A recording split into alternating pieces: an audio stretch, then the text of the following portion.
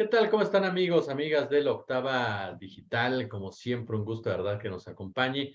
Y hemos estado pendientes para estar desarrollando todo lo que pasa directamente con el tema del crimen organizado en nuestro país, en la actualidad, en el pasado, con diversas expertas, expertos. Hemos tocado a los diversos cárteles que se han dado a través de nuestra historia.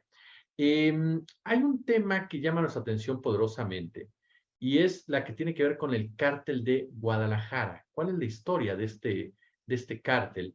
Y para profundizar mucho más al respecto, se encuentra con nosotros el periodista de investigación Ricardo Valderas, a quien le vamos a preguntar sobre este trabajo que presenta en Sol, el grupo Sol. Mi querido Ricardo, ¿cómo estás? Jesús, muy contento de compartir espacio como siempre con el auditorio de la Octava y pues aquí listo para platicar de este tema tan importante para el país. Totalmente de acuerdo. Guadalajara, mi querido Ricardo, el cártel de Guadalajara, un cártel al que muchos ubican como icónico, a pesar de que otras voces señalan que no es el más antiguo, que desde hace tiempo en Ciudad Juárez ya se vivía una organización criminal con la famosa Nacha Jasso y con el esposo El Pablote, pero el caso particular del cártel de Guadalajara, yo te preguntaría, tú que abordaste la historia de este grupo, para empezar, ¿por qué? ¿Por qué es tan atractivo el cártel de Guadalajara para la historia de México en materia de crimen organizado? Todo surge de una pregunta rectora que es si todos los cárteles operan de la misma manera. La respuesta para mí en este momento es no. Y voy a tratar de dar un poco más de contexto. El cártel de Guadalajara tuvo varios nombres y tuvo varias transiciones, tuvo incluso una ruptura que es la que da pie secundamente para a formalizar lo que ahora conocemos como el cártel Jalisco Nueva Generación. Sin embargo, la tesis que aparece en esta serie de reportajes que vamos a estar presentando en Grupo Sol sobre crimen organizado en el país es principalmente en este caso que el cártel de Guadalajara no era otra cosa más que la sección Sinaloa del cártel de Sinaloa. Lo voy a decir muy claramente, estuvimos en conversaciones con testigos protegidos que estuvieron como informantes o trabajando como informantes para la DEA, esta oficina norteamericana que constantemente se ve inmiscuida con los sistemas judiciales y de seguridad nacional en el país. Y el principal testigo es José Uno. José Uno es un personaje que vive en California. Hay que también decirlo muy claramente a la audiencia, es un ex agente Olimpia. Es decir, todos los agentes Olimpia son quienes organizaron la matanza de Tlatelolco y debido a esto es que él tiene que migrar a Estados Unidos en calidad de testigo protegido. Bueno, en estas charlas él hace análisis de seguridad para la DEA y esto es una parte o un fragmento de estos diálogos que se estarán presentando como parte de una investigación especial en Grupo Sol.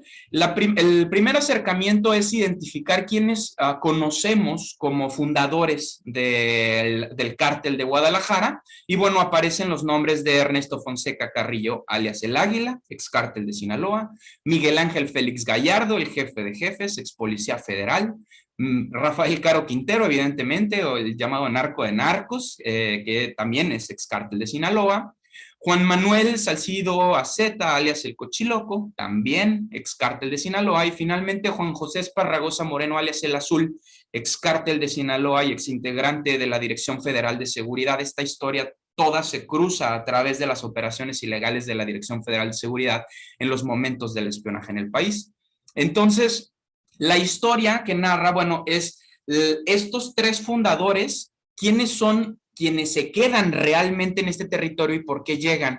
Bueno, hay muchos motivos, pero el principal es porque la zona de Jalisco, digamos, en el sentido de agricultura, tiene muchos beneficios, uno de los cuales es que la temperatura no cambia. Por eso se le conoce como la ciudad de las rosas o la perla del occidente, por el tipo de clima o microclima que presenta, sobre todo en la parte de la Sierra Norte, en esta zona que colinda con Zacatecas y Aguascalientes, que es la famosa zona en donde Rafael Caro Quintero, junto con Miguel Ángel Félix Gallardo, generan una semilla o modifican una semilla de marihuana. En ese entonces todavía el gran negocio era la marihuana, que la planta viene comprimida y es de mucha mejor calidad, por lo que podían mandar mayor cantidad a Estados Unidos haciendo uso de equipos de aviones para llevar precisamente a Ciudad Juárez y así cruzarlo en la frontera.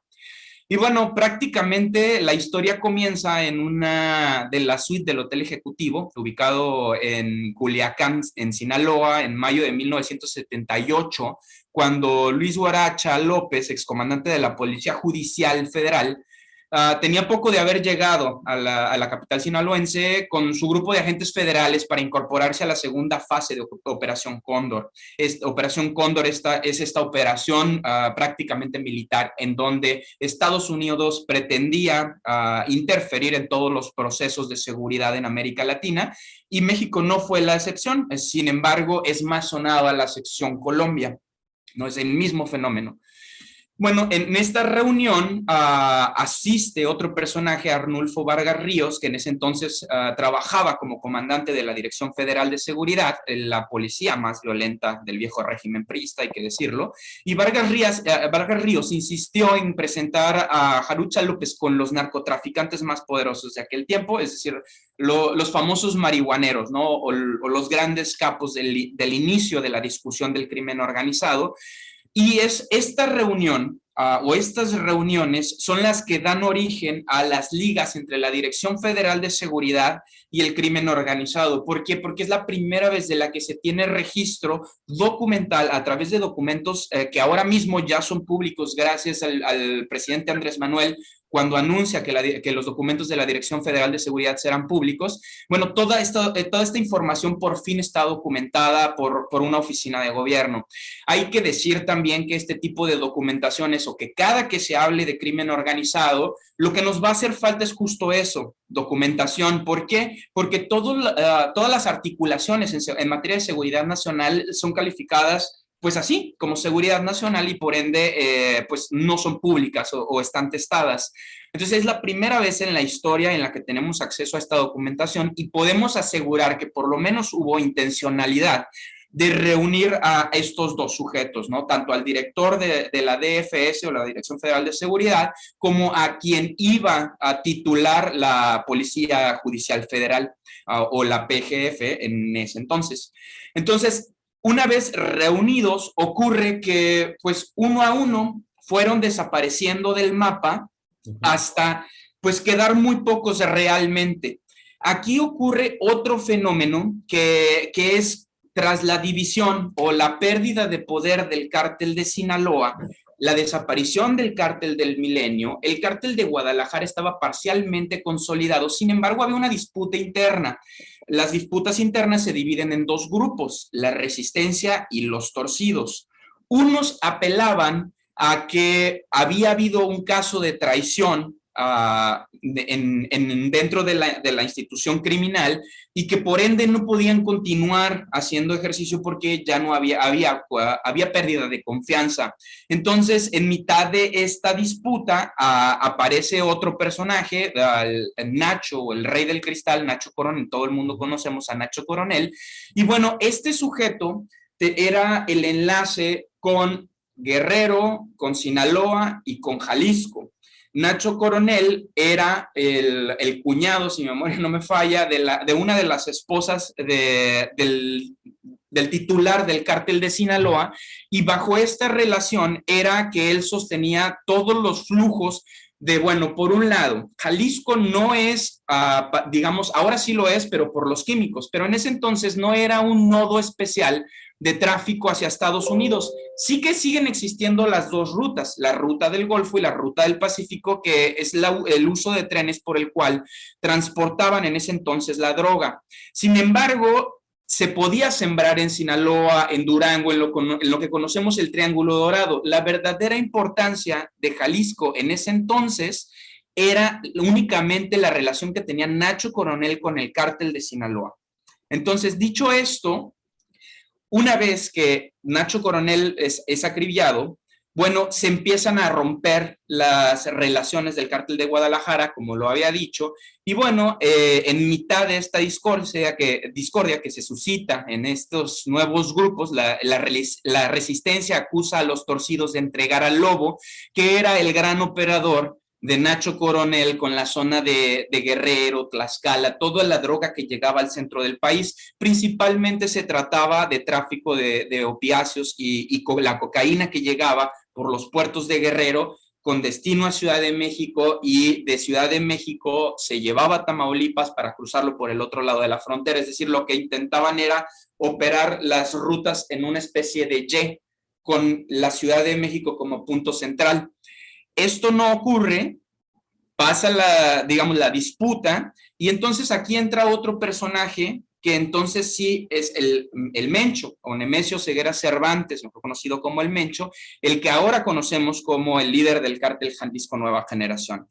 Bueno, este proceso de sucesión se da a raíz de esta ruptura, y entonces es que Nemesio Ceguera, ya digamos con la tecnología más avanzada, con la búsqueda de drogas sintéticas o drogas más fuertes, Nemesio Ceguera encuentra pues una mina de oro en 3 puntos estratégicos en el país, que son toda la Riviera Nayarita, es decir, el puerto de Vallarta, el puerto de Nayarit y el puerto de Manzanillo. Recordemos que Manzanillo, o el puerto de Manzanillo, es el puerto más grande de América Latina, por lo que todos los opiáceos y todas las sustancias químicas necesarias para generar metanfetamina y todo lo que se requiere para un narcolaboratorio, forzosamente llega de ahí, porque se importa de China. Entonces, teniendo estos 3 núcleos controlados, es la única manera en la que el cártel Jalisco Nueva Generación podía tener este poderío. Pero en ese entonces todavía no se tenía esta visión. Lo que se estaban peleando era el tráfico del centro y de las 2 rutas de trenes. Entonces, ¿qué es lo que pasa? Bueno, cuando el Nacho Coronel desaparece del mapa, haciendo uso del grupo de los torcidos, Nemesio Ceguera funda lo que conocemos ya como el cártel Jalisco Nueva Generación, y bueno, sus rutas ya eran otras, sus rutas de trabajo. Ellos ya no eran comerciantes de marihuana, ellos ya no buscaban operar, digamos, las zonas campesinas, porque incluso hay una declaración muy importante del titular de Semarnat en 1978, en donde dicen que si queremos entender el fenómeno del narcotráfico, que hablemos con los campesinos, y se refiere específicamente a esto, a que los campesinos en ese entonces, en la época de los grandes capos, pues eran quienes operaban la manufactura, o eran quienes eran explotados para manufacturar la amapola, la marihuana, es decir, toda aquella sustancia que pudiera hacer uso de la tierra. Lo que viene a cambiar el cártel Jalisco Nueva Generación, o la verdadera importancia de la aparición del cártel Jalisco Nueva Generación, o Nemesio Ceguera, con Nemesio Ceguera Cervantes, es justo eso, la transición que ocurre entre las drogas naturales, por decirle de alguna manera, a las drogas sintéticas, y así es como se empoderan, porque bueno, es un mejor negocio, no hay otra manera de explicarlo. Los cárteles funcionan como empresas, y entonces la metanfetamina y el fentanilo y todas estas drogas sintéticas son mucho más adictivas, se venden mucho más caras que una onza de marihuana, generan un mercado de mayor dependencia, y bueno, los flujos de efectivo pueden ser más sencillos, porque no pesa tanto, porque trasladarla es más sencillo, porque los químicos por separado tardamos aproximadamente 30 años en identificarlos. Es decir, ¿con qué se preparaba la cocaína? Bueno, apenas hace 10 años estamos hablando de lo que contiene, ¿no? De que ya sabemos que tiene cloro, que tiene muchas sustancias que son hiperdañinas para la salud, que incluso en naciones como la Unión Europea, o en asociaciones de naciones como la Unión Europea, ahora hay programas en los que en los festivales de música ponen micro laboratorios en los que tú puedes llevar tu dosis para que sepas qué es lo que te estás metiendo o qué es lo que estás consumiendo, derivado justo de esto, porque al hacer experimentos con drogas químicas, bueno, surgieron varios problemas de salud que no son endémicos de América Latina y mucho menos de México. Estos problemas de salud se dieron en todos lados, incluso en la parte Midwest de Estados Unidos, todo lo que colinda con los Great Lakes o los Grandes Lagos, Chicago, Ohio, y, bueno, todo Indiana, son focos muy grandes de consumo de drogas. Y específicamente, ¿por qué? Por tradición criminal. Recordemos el caso Al Capone, y de hecho, la verdadera relación o la verdadera razón por la cual Ciudad Juárez produce whisky es porque traficaban con whisky en épocas de Al Capone hasta Chicago. Entonces, toda la zona de Great Lakes o Grandes Lagos también está ubicada o georreferenciada como la ruta de la droga. Todo esto parte de la decisión de Nemesio Ceguera de poner todas las canicas en la producción de drogas sintéticas. Básicamente eso y el hiperuso de violencia o la narconarrativa como la conocemos ahora, es decir, los mensajes de los mutilados en las calles, los cuerpos colgando, todo esto aparece en un enfrentamiento por controlar de inicio las dos rutas de los trenes, la ruta del Golfo, que era la que controlaba los grupos, la aparición del grupo de los Zetas, y la ruta del Pacífico, que era la que controlaba el anteriormente llamado Cártel del Milenio.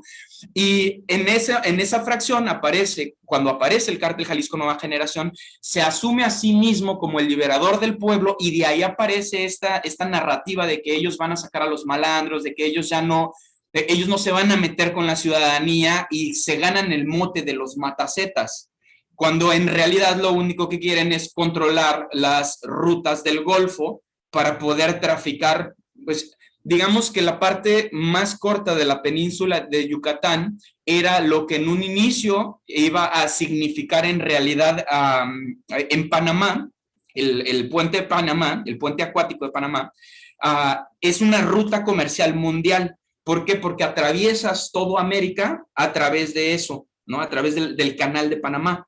Eso, antes de que Estados Unidos se lo diera a Panamá, se lo iba a dar a México. Por eso era tan importante que la Y del tráfico de drogas estuviera operada por una sola persona, porque esto significaba todas las operaciones criminales para un solo cártel. Y aquí es el único momento en la historia en el que la palabra cártel tiene sentido, porque recordemos que la palabra cártel pues es básicamente la operación de varias empresas para monopolizar el mercado. Ese es el único momento en la historia en el que el crimen organizado quiso monopolizar el mercado. A posteriori de los años 70, el uso de la palabra cártel para referirnos a grupos criminales deja de tener sentido, porque la lucha por la Y ya no es necesaria porque se hacen uso de otro tipo de avionetas, de otro tipo de embarcaciones. Es decir, el Tratado de Libre Comercio llegó a abrir las puertas no solo al comercio regular, sino al comercio negro. Y entonces esas mismas herramientas que usaba el comercio legal lo empezó a usar el crimen organizado para traficar con drogas, muchas veces con amparo de las mismas empresas transnacionales o los gobiernos. Entonces el canal de Panamá o el istmo de Tehuantepec, que es el fragmento más pequeño de territorio que hay en toda América Latina, dejó de tener esa importancia que tenía en los años 70 para traficar con la droga. Básicamente este es el resumen, yo sé que fue muy complejo, pero básicamente este es el resumen del reportaje y bueno, esperemos en los siguientes días las siguientes entregas, estaremos hablando no solo de la fundación del Cártel de Guadalajara, quiénes son sus herederos y cómo opera Nemesio Ceguera Cervantes, sino estaremos hablando de diferentes localidades, la historia, por ejemplo, de la criminalidad en la ruta del Golfo, es otro proyecto que estamos por lanzar, y también, bueno, cuáles fueron las operaciones criminales de la Dirección Federal de Seguridad. Mi querido Ricardo, yo como siempre te agradezco que compartas este conocimiento, esta lectura con la octava. Jesús, muchas gracias a ti y un saludo a tu auditorio, te mando un abrazo.